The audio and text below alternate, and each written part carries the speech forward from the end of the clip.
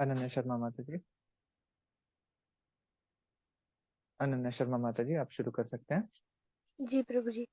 अन्य समस्त मधुर वस्तुओं से भी अधिक मधुर, अन्य समस्त शुभ वस्तुओं से भी और अधिक शुभ, समस्त पवित्र करने वाली वस्तुओं में अत्यधिक शुद्ध व पवित्र करने वाला श्री हरि का पवित्र नाम ही केवल सब कुछ है।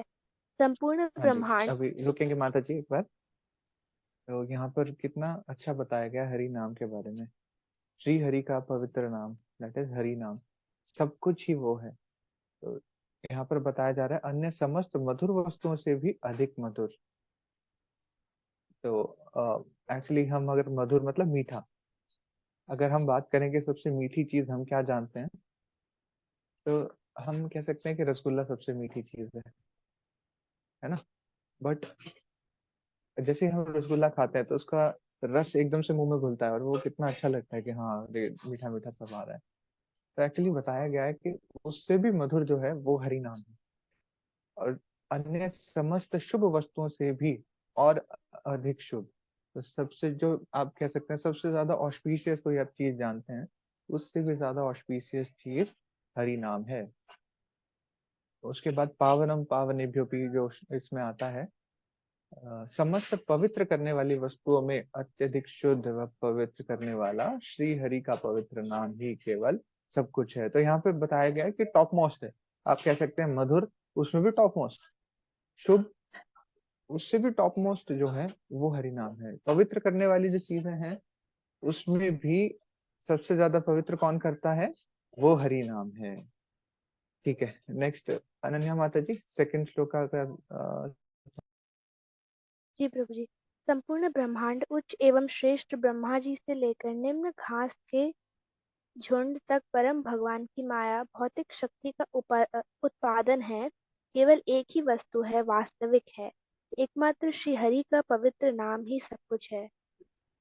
हाँ जी, यहाँ वह पर बताया जा व्यक्ति रहा है एक कि माता जी थोड़ा सा डिस्कस कर लेते हैं, एक minute, then you can continue. तो यहाँ पर बताया जा रहा है कि यहाँ इसमें ये बता रहे हैं कि अ, भगवान की भौतिक शक्ति में क्या क्या चीजें हैं। तो यहाँ पर छोटी से छोटी चीज निम्न घास, छोटे से छोटी घास का झुंड भी, और उससे ऊपर चलते चले सारा हमारा ब्रह्मांड है, सारी जीवात्माएं हैं। तो यहाँ पर बता रहे हैं कि ब्रह्मा जी तक, ब्रह्मा जी कहा जाता है कि इस भौतिक जगत के पहले जीवात्मा है ना। तो वहां हमारे घास के झुंड से लेकर ब्रह्मा जी तक जाकर पूरा ब्रह्मांड जो है वो भौतिक शक्ति का उत्पादन है। ठीक है। बट अभी हरिनाम के बारे में क्या बताया जा रहा है, वो वास्तविक है। और एकमात्र हरि का पवित्र नाम ही सब कुछ है, यहाँ पर बताया जा रहा है। ठीक है, नेक्स्ट श्लोक है माता जी। वह व्यक्ति एक सच्चा समझने परखने की क्षमता रखने वाला है। यह या एक सच्चा पिता, एक सच्ची माता और एक सच्चा मित्र, यदि वह व्यक्ति को सदा ये स्मरण रखने की शिक्षा देता है कि केवल श्री हरि का नाम ही सब कुछ है। थैंक यू माता जी। तो यहाँ पर बता रहे हैं कि एक व्यक्ति सच्चा, वह व्यक्ति एक सच्चा है। कैसे, कौन है, जो कि हरि नाम को स्मरण करने की शिक्षा देता है। या एक सच्चा पिता है, एक सच्ची माता है। एक सच्चा मित्र वही है जो हरि नाम का स्मरण करने की शिक्षा देता है या हरि नाम लोगों में बांटता है। वो ही एक सच्चा व्यक्ति है। सच्चा व्यक्ति इन द सेंस कि जो कहा जाता है शुभ चिंतक। तो शुभ चिंतक सबसे अच्छा कौन है, जो कि हरि नाम की शिक्षा देता है, एक सच्चा पिता है। एक्चुअली इसमें भागवतम में भी एक श्लोका आता है, मैं भूल रहा हूँ कौन सा श्लोका है, बट उसमें भी ऐसा ही ट्रांसलेशन है कि तब तक आप गुरु मत बनिए, तब तक आप माता मत बनिए, तब तक आप पिता मत बनिए, तब तक आप गुरु मत बनिए, तब तक आप किसी के चहीते मत बनिए, किसी के स्वजन मत बनिए, जब तक आप उसका उद्धार नहीं कर सकते, जब तक आप उसको हरि नाम की शिक्षा नहीं दे सकते हैं। तो यहाँ इसमें भी लगभग वही समझ पा रहा हूँ कि वही मैसेज देने की यहाँ पे कोशिश की जा रही है। ठीक है, और कोई पढ़ना चाहेगा श्लोका नंबर 4 से।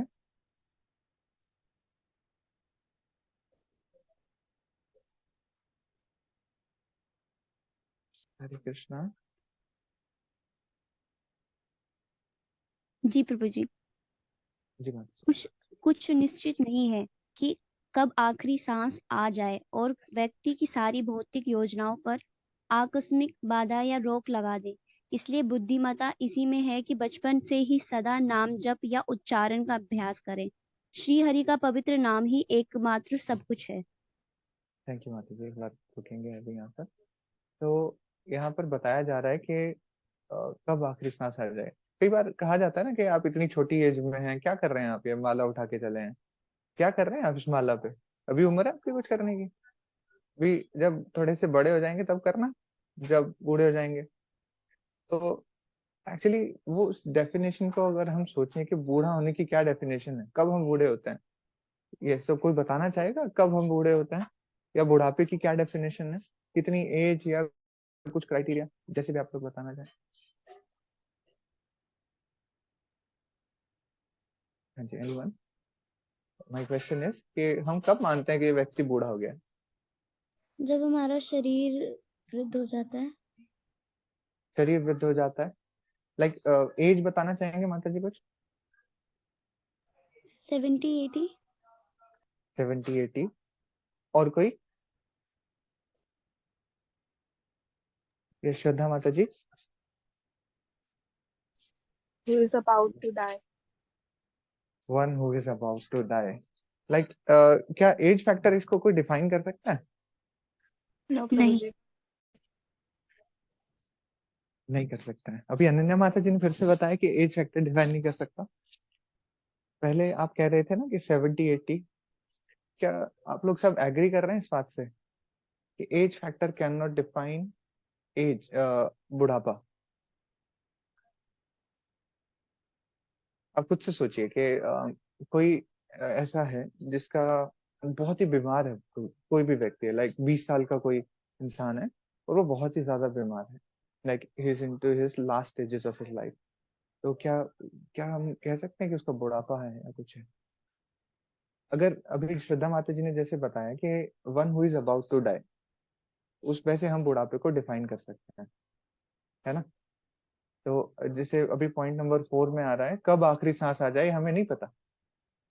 तो जो भी हमें बोलते हैं कि आप हरि नाम कर लो, इसके बहुत सारे रीजन है कि हम अभी से हरि नाम क्यों कर रहे हैं। पहला रीजन तो यही कि बुढ़ापा हमें नहीं पता कब, हमारी एज कितनी है, हम बुढ़ापे तक जाएंगे कि नहीं जाएंगे हमें नहीं पता। तो यहाँ पे भी बता रहे हैं कब आखिरी सांस आ जाए हमें नहीं पता। और यहाँ पर बता रहे हैं कि एक और चीज कही जाती है कि भक्ति यंग एज में ही शुरू कर देनी चाहिए। आप खुद से सोचिए, हम भगवान को कोई चीज कैसे ऑफर करते हैं, किस स्टेज में ऑफर करते हैं, किस स्टेट में होती है। जैसे हम लेट सपोज कोई फ्लावर ऑफर कर रहे हैं, तो फ्लावर भी एकदम हम कोशिश करते हैं कि फ्रेश ऑफर किया जाए। कोई फ्रूट ऑफर कर रहे हैं तो फ्रेश ऑफर करने की कोशिश करते हैं, ये वेट नहीं करते हैं कि कब ये पुराना हो जाएगा या कब मुरझा जाएगा तब हम ऑफर करें। तो दूसरा रीजन ये भी है कि हम भक्ति में अभी उत्साहित हैं। जैसे हमारी अभी एज कम है, यंग एज में है हम, तो हमारे अंदर एनर्जी है, वो एनर्जी के साथ हम भगवान की भक्ति करना शुरू करें तो बहुत अच्छी बात होती है। तो ये दो रीजन अभी मैंने लिस्ट आउट किए कि हमें नहीं पता कि हमारी एज कितनी है, तो हमें भक्ति एट एन अर्ली एज ही स्टार्ट कर देनी चाहिए। दूसरा, जब हम फ्रेश होते हैं, जब एनर्जेटिक होते हैं, तभी से हमें भक्ति स्टार्ट कर देनी चाहिए। तो पॉइंट नंबर 4 में भी यहाँ पे ऐसा ही बताया जा रहा है कि हमें नहीं पता कब आखिरी सांस आ जाएगी, कब हमारी भौतिक योजनाएं हैं कि जब मैं ये माइलस्टोन अचीव कर लूं तब भक्ति शुरू करूंगा, जब मैं ये माइलस्टोन अचीव कर लूं तब भक्ति शुरू करूंगा। ऐसा हमें नहीं सोचना चाहिए। तो जब जब भी हमें एक्चुअली हमें जल्दी से जल्दी भक्ति स्टार्ट कर देनी चाहिए, बचपन से ही यहाँ पर बताया जा रहा है। और श्रीमद् भागवतम में काफी सारे एग्जाम्पल्स भी हैं हमारे पास। उनमें से दो एग्जाम्पल हैं प्रहलाद महाराज के और ध्रुव महाराज के। वो बहुत ही एक्चुअली, प्रहलाद महाराज ने कब भक्ति शुरू की थी, कोई बता पाएगा? प्रहलाद महाराज ने उन्होंने माँ की कोख से ही भक्ति शुरू कर दी थी। हरी बोल, थैंक यू माता जी। एक्चुअली जब वो माँ की कोख में थे तभी नारद मुनि ने उन्हें सारा ज्ञान दे दिया था। तो वो तभी से कहते हैं कि जब भी बच्चा माँ की कोख में होता है तो उसकी श्रवण इंद्रियां वहां पे सजग रहती हैं, वो चालू हो जाती हैं। तो वो एक्टिव होने की वजह से माँ की कोख से ही जो कथाएं श्रवण मात्र से वो भक्ति शुरू कर चुके। थैंक यू माता जी। श्लोका नंबर 5, साधना माता जी 5 पे पढ़ सकते हैं।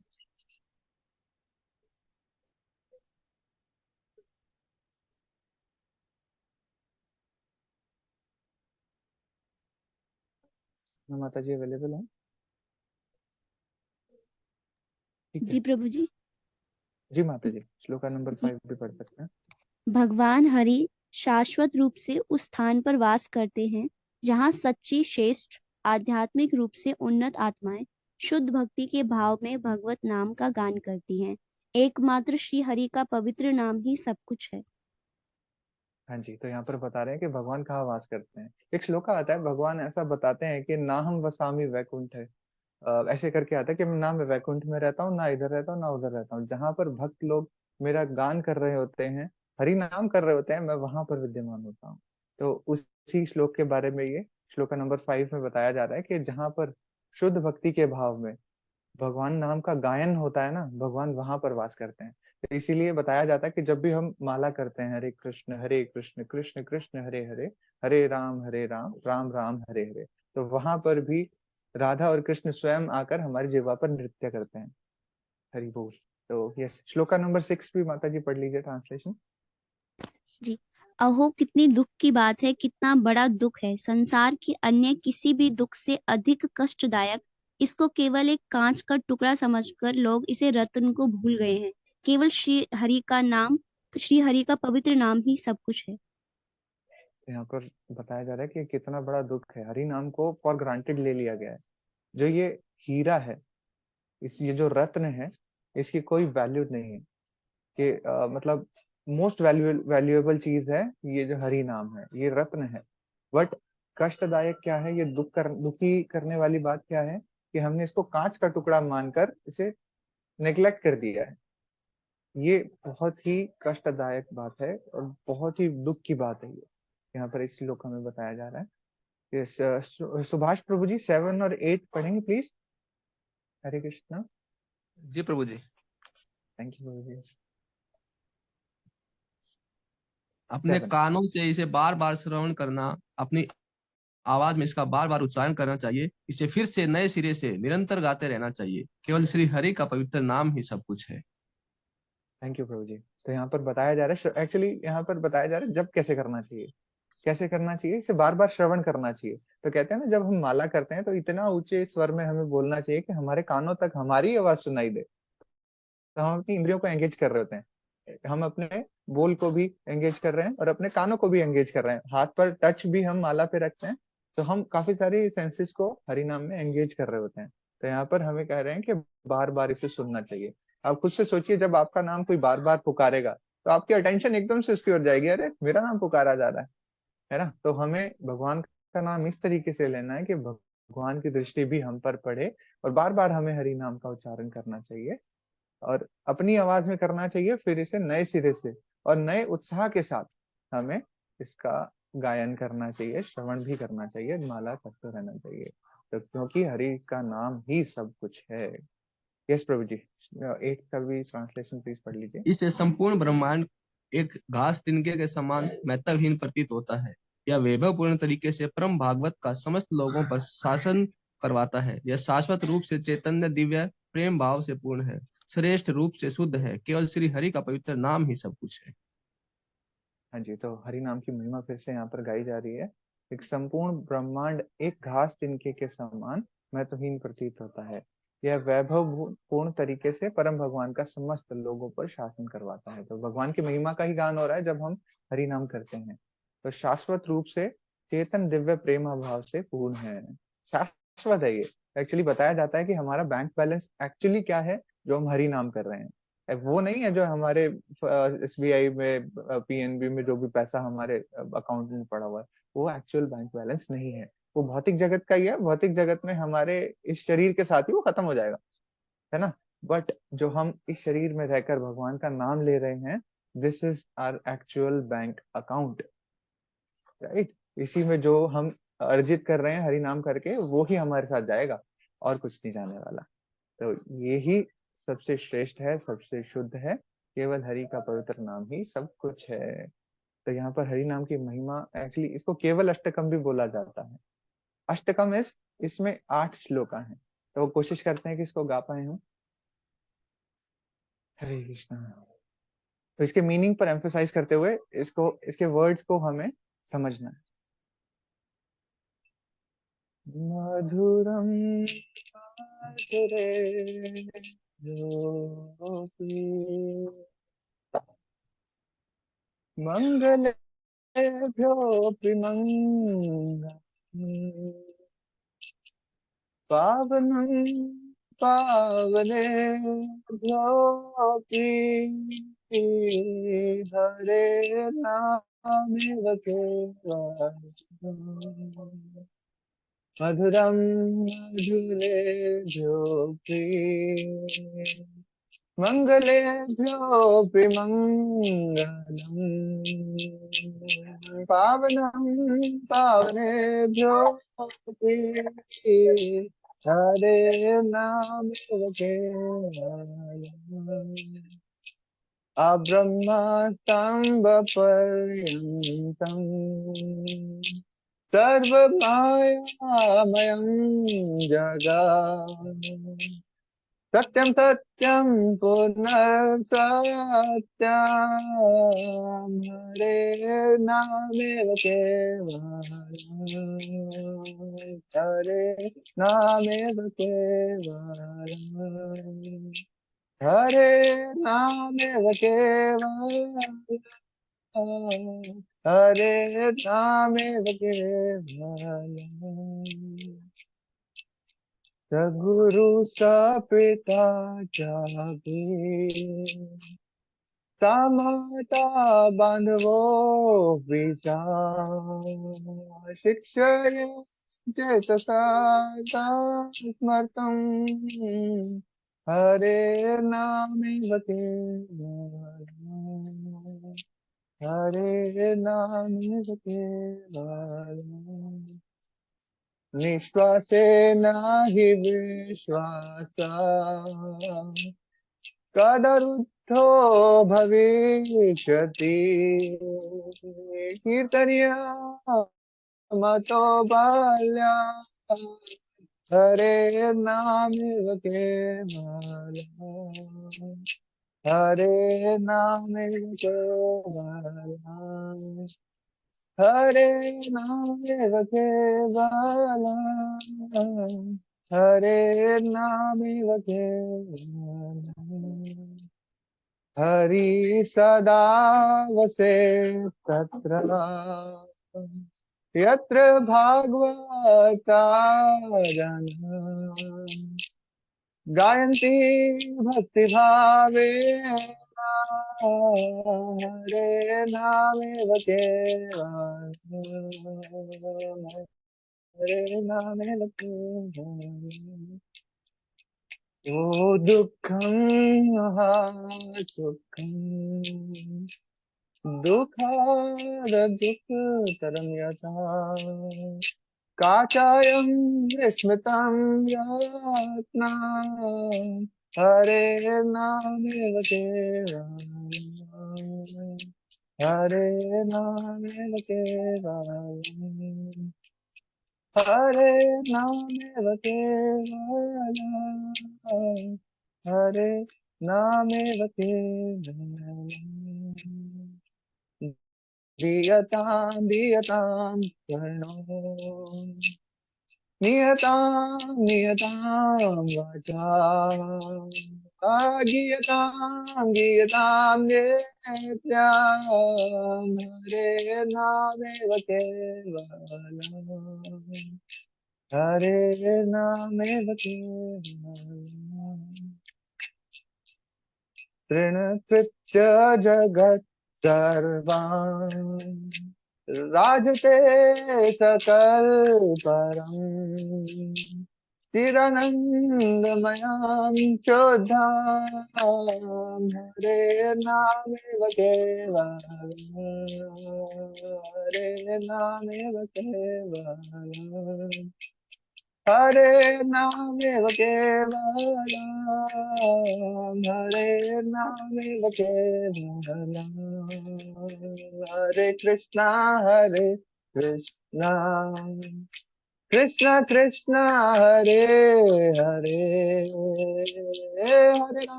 हरे राम राम राम हरे हरे, हरे कृष्णा कृष्णा कृष्णा हरे हरे, हरे राम राम राम हरे हरे, हरे कृष्णा कृष्णा कृष्णा हरे हरे, हरे राम राम